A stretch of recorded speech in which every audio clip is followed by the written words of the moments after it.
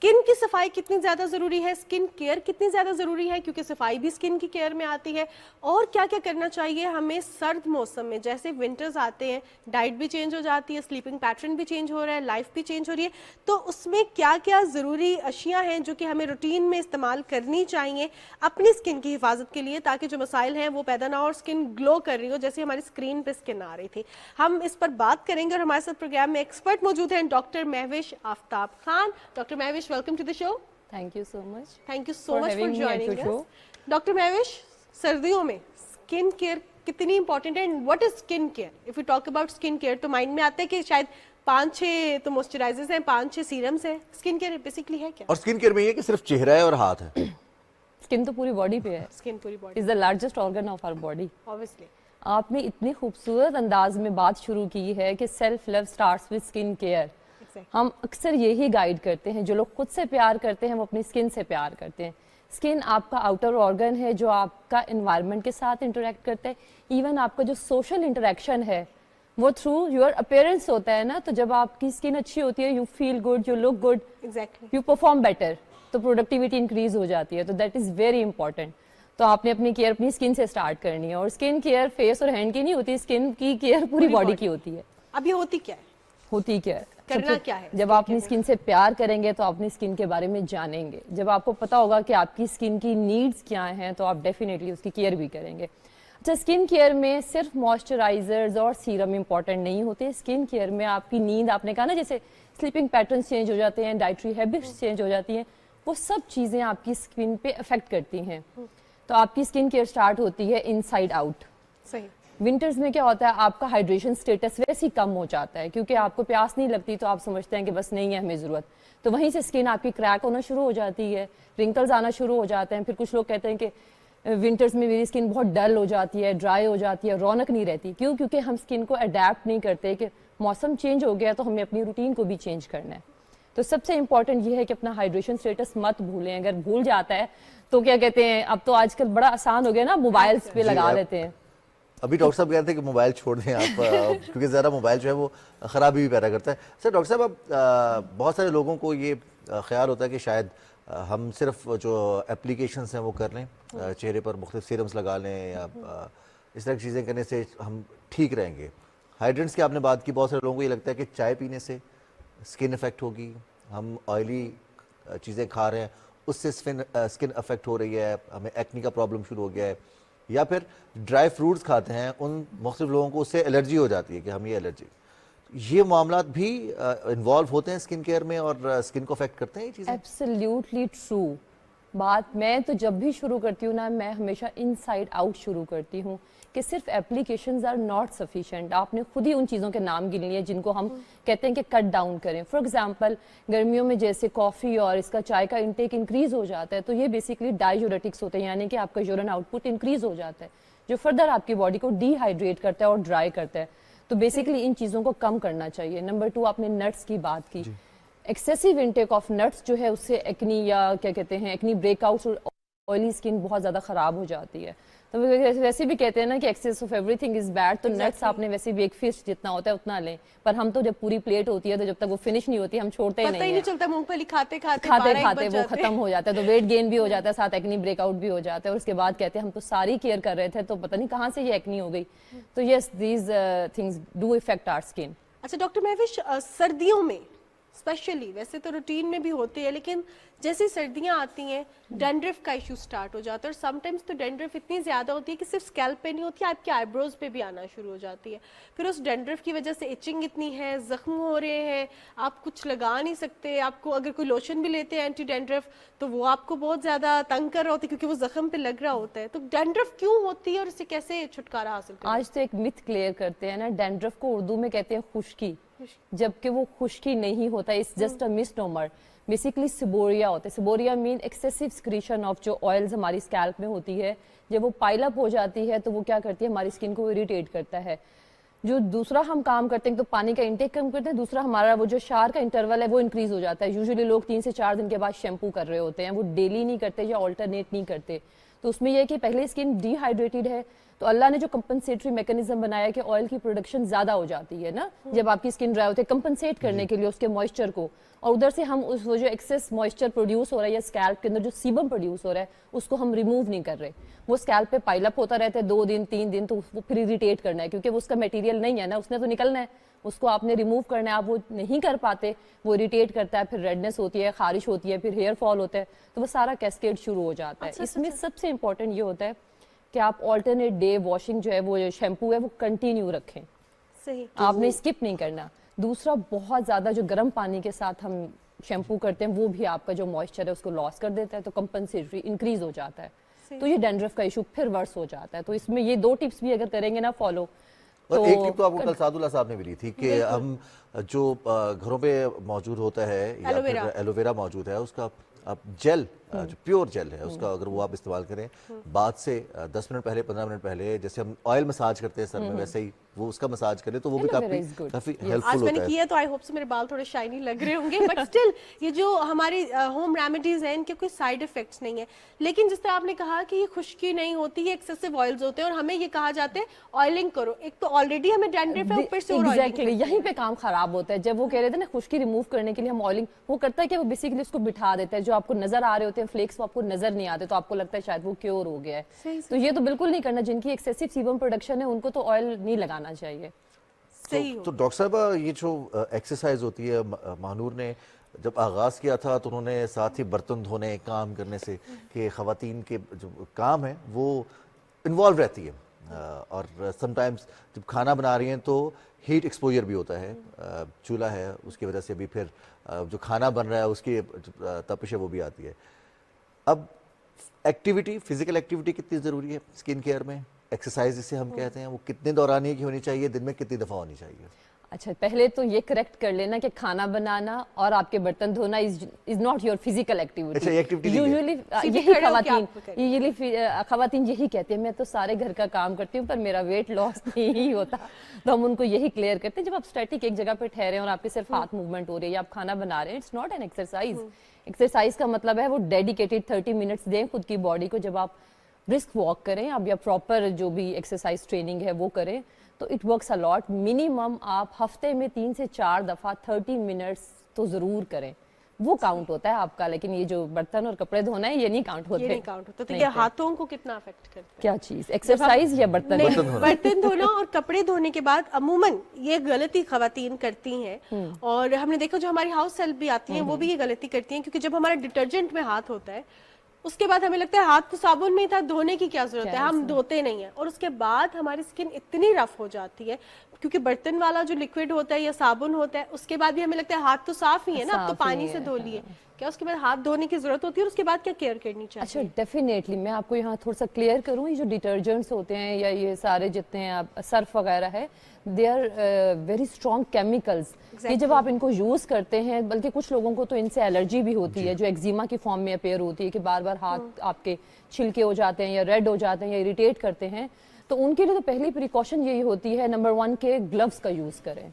ठीक है, अगर फॉर सम रीजन वो ग्लव्स यूज नहीं कर सकते तो एक सिंपल पेट्रोलियम जेली जो हर घर में मेरा ख्याल है हमेशा ही होती है, उसकी एप्लीकेशन के बाद उनको यूज करें, और जैसे ही आपका काम का पीरियड खत्म होता है अपने नॉर्मल जो भी आपका हैंड वॉश है उसके साथ हैंड वॉश करके फिर पेट्रोलियम जेली लगा लें।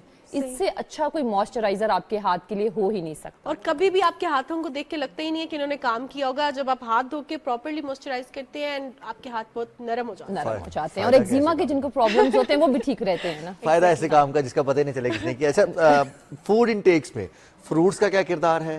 हमारे बहुत सारी मिथ्स बनी है कि हम सर्दियों में चूंकि फूड इनटेक में हमारे एक डिश ऐड हो जाती है फिश, और उसकी वजह से भी बहुत सारे लोगों को ये मिथ है कि शायद इससे भी स्किन अफेक्ट होती है।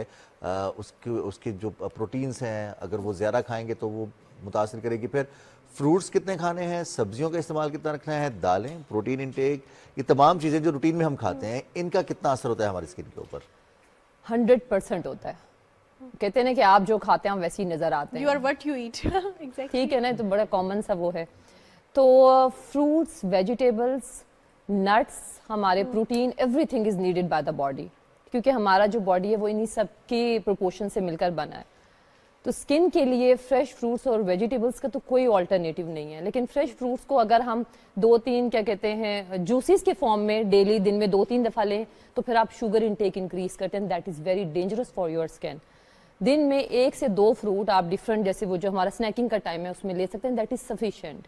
और जो सब्जियों का इंटेक है, यहाँ थोड़ा सा करेक्ट भी करूँ मैं कि जो हम सब्जियां भून के खाते हैं जिसके अंदर हमारे सारे विटामिन्स ऑलमोस्ट डेड हो जाते हैं और हम समझते हैं कि हम वो इंटेक ले रहे हैं, that is not a right way. Meat के साथ भी ऐसा ही होता है? मीट तो खैर पका के लेना चाहिए सर, वो तो कच्चा आप नहीं ले सकते। जितना जरा मसाला ऐड कर लेते हैं उसमें। Exactly, masala is pro inflammatory, वो इन्फ्लेमेशन कॉज करता है।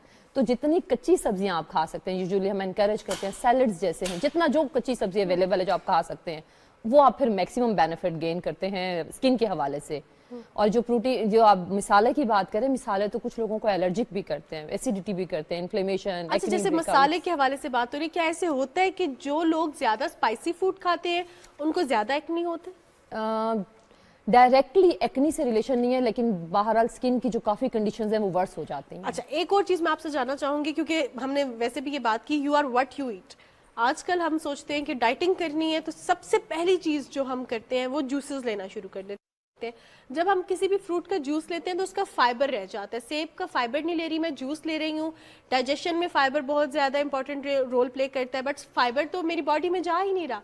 तो जब जूस लेते रहते हैं तो उसके बाद हमारे डाइजेशन के इश्यूज होते हैं, हमारा समटाइम्स शुगर लेवल भी जो है समटाइम्स भी ऑलमोस्ट ऑलवेज ऑब्वियसली जब हम ले रहे होते हैं तो वो फ्लक्चुएट करता है। तो हमें समझ नहीं आती, वेट गेन भी होता जा रहा है, वेट भी नहीं कम हो रहा, जूस पे जोर है, फायदा भी कुछ नहीं हो रहा, लाइफ सारी डिस्टर्ब होगी। इस पर कुछ कहना चाहेंगे आप? नॉलेज होगा ना जब सब चीज का, तो फिर आप सही चीज लेंगे। ये एक गलत तरीका है कि हम जूसीज के ऊपर आ जाते हैं। मैंने अभी यही बताया ना कि आपका एक दिन का कितना फ्रूट इंटेक आप ले सकते हैं। आप एक पोर्शन में 1 से 2 फ्रूट बस, दैट्स इट। यानी कि अगर आपने सुबह की स्नैकिंग करनी है तो an apple a day keeps the doctor away, not 3 और 4 एप्पल्स। ठीक है ना, जस्ट में एप्पल, कोई भी बनाना है, कोई भी फ्रूट आप ले लें, आप एक वक्त में एक फ्रूट लें। यानी कि एक बनाना है तो एक ही लेना, 6-7 नहीं खाने। 6-7 नहीं। तो जब हम जूस बनाते हैं तो एक ग्लास के अंदर हमें एटलीस्ट 3 से 4 एप्पल या जो भी फ्रूट है वो हमें लेना पड़ता है, तो उससे शुगर कंटेंट हाई हो जाता है। और जब शुगर हमारी बॉडी में हाई होते हैं तो ये आपकी एजिंग को तो फास्ट करता ही करता है। बाकी जो इश्यूज हैं वो तो सबको पता है, लेकिन स्किन वाइज एजिंग की जो प्रोसेस है उसको एक्सेलरेट कर देता है। अच्छा डॉक्टर साहब, अब एक ट्रांजिशन फेज होता है, ख़वातीन जब माँ बनती हैं उसके बाद बहुत सारी तब्दीलियाँ आती हैं जो कि स्किन में भी नज़र आती हैं, बहुत सेंसिटिव हो जाती है ख़वातीन। इस हवाले से एक तो साइकोलॉजिकली क्या चीज़ें हेल्पफुल होती हैं उनके लिए, दूसरा उनको क्या कुछ करने की ज़रूरत होती है? सब कुछ भी नहीं खा सकती, वेट गेन होने का भी प्रॉब्लम है, डाइटिंग भी उस तरह से नहीं करती, डिफरेंट मेडिकल इश्यूज होते हैं, उनको प्रॉपर गाइडलाइन के लिए डॉक्टर से ही कंसल्ट करना चाहिए, या फिर जो आजकल हो रहा है कि सोशल मीडिया पर देखा, टीवी चैनल पर देखा और फॉलो करना शुरू कर दिया रोजाना की ये तो बहुत सारे डिफरेंट क्वेश्चंस आपने एक ही क्वेश्चन में पूछ लिए हैं। वैसे बेसिकली मैं उन लोगों में से हूँ जो बहुत ज़्यादा डिस्करेज करते हैं कि आपने कोई भी यूट्यूब पे अगर आपने किसी इन्फ्लुएंसर का देख लिया, आपने सोशल मीडिया पे देख लिया, वो ये टोटका बता रहे थे, वो ये बता रहे थे, ब्लाइंडली फॉलो नहीं करना चाहिए। बहुत ट्रेंड है, बहुत ज़्यादा ट्रेंड है। आप हर चीज़ हर किसी के लिए नहीं होती, हर बॉडी एक यूनिक बॉडी बनी हुई है। इवन कई दफ़ा हम सेम चीज़ अगर 2 या 3 लोगों को इकट्ठे भी देंगे ना तो तीनों में एक जैसा इफेक्ट नहीं आता। ऐसा ही है, क्योंकि everybody has a different life style, everybody has a different dietary habits, उनकी वर्किंग हैबिट्स सब डिफरेंट हैं। तो अगर हम कस्टमाइज्ड रजीम देते हैं, चाहे वो खाने की है चाहे वो स्किन केयर की है, तो इट वर्क्स वंडर्स। अदरवाइज फिर यही कुछ होता है, डिजास्टर, न्यूट्रिशन पूरी नहीं हो रही होती, या वेट गेन हो रहा होता है, या डिप्रेशन में जा रहे हैं, स्ट्रेस में जा रहे हैं, अंडरवेट हो रहे हैं, लाइक दैट। अच्छा डॉक्टर महविश, आपके पास जो मर्द और खवातीन आती होंगी, मेजरली आजकल ये कंसर्न होता है, जिस तरह हमने एजिंग के हवाले से बात की, कुछ सैलून्स में जब तक हमारा सही जोर से मसाज नहीं होता तो हमें लगता ही नहीं है स्किन टाइट हो रही है कुछ। और हम अक्सर, मैंने खुद ये खवातीन को कहते सुने कि आपने तो हाथ लगाया, मुझे पता ही नहीं चला। और मसाज भी ऊपर की तरफ होना चाहिए, ऊपर की तरफ होना चाहिए। So basically the thing is that anti ageing किस तरह मुमकिन है अगर हम नेचुरली जो स्किन केयर है उसको लेके चले। रूटीन में जब हम मॉइस्चराइजर लगाते हैं, कितनी देर मसाज करें, किस तरह मसाज करें स्किन का, ताकि जो हमारी फाइन लाइंस हैं, जो रिंकल्स हैं जो कि अर्ली एज में आना शुरू हो गए हैं, वो ना आए। पहले तो हम इसे करेक्ट कर लेते हैं, एंटी एजिंग से प्रिवेंटिव एजिंग की तरफ जाते हैं। यूजुअली आप पूछना ये चाह रही हैं, क्योंकि एंटी का मतलब है कि 60 से 30 पे लाकर खड़ा कर दें किसी को, दैट इज ऑलमोस्ट डिफिकल्ट ना। It is possible, it is almost difficult saloons में। मैंने कहा ना, it is almost difficult. Impossible मैंने नहीं कहा, क्योंकि हो सकता है कि फ्यूचर Aesthetics के through हाँ कर जो चीजें आ रही हैं वो तो फिर आपको कुछ भी बना सकती हैं। तो प्रिवेंटिव एजिंग पे बात करते हैं। प्रिवेंटिव एजिंग आपकी स्टार्ट हो जाती है, जो हमारी बायोलॉजिकल एजिंग प्रोसेस है वो 25 के बाद स्टार्ट हो जाता है usually.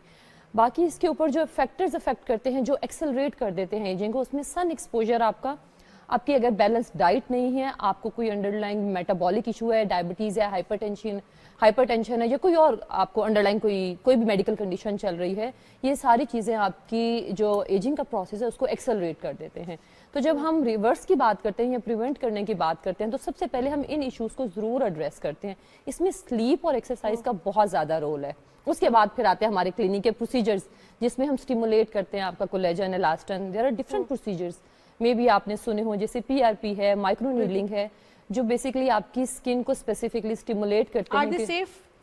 Obviously in safe hands, जो ज़रा ज़रूरी है। डॉक्टर साहब, अब बहुत सारे लोगों को थोड़ा सा कंसर्न होता है कि हमें वाइट स्किन चाहिए, उसके लिए स्किन वाइटनिंग क्रीम्स भी हैं, कुछ स्टेरॉइड्स भी हैं, इंजेक्शंस भी हैं।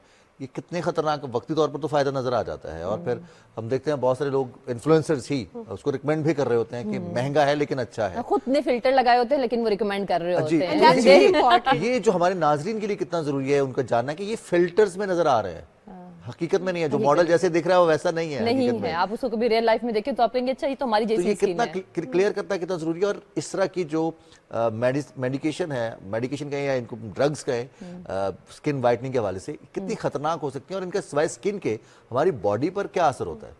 हाँ, वैसे एक सवाल में बहुत सारे सवाल पूछ लेते हैं, चले, लेकिन I will try to sum up all this. पहले तो वाइटनिंग से हेल्दी स्किन की तरफ आए। मैं हमेशा इनकरेज कर, डोंट चूज वर्ड वाइटनिंग। आपकी स्किन अगर हेल्दी है ना, तो वो किसी भी टोन में है, वो शाइन कर रही होती है, ब्राइट लग रही होती है। दूसरी बात, ये जितना ओवर द काउंटर मार्केट में whitening, so called whitening products available हैं, they are so harmful not only for skin but for your entire body. होता क्या है, इनके अंदर जो 2 हार्मफुल केमिकल्स हैं, पोटेंट टॉपिकल स्टेरॉइड्स होते हैं उसके अंदर। स्टेरॉइड्स ज़ाहिर है जब बॉडी में जाते हैं तो अपना जो बॉडी का मेटाबॉलिज्म है उस पर इफेक्ट करते हैं। Mercury again is a poisonous material जो इंस्टेंट वाइटनिंग देता है। और तीसरा हाइड्रोक्विनोन। ये 2-3 जो केमिकल्स हैं इतने पोटेंट होते हैं कि आप हफ्ता लगाते हैं, आप कहते हैं वाओ ये तो मिरेकल हो गया, या ये क्रीम मैंने जिंदगी भर नहीं छोड़नी।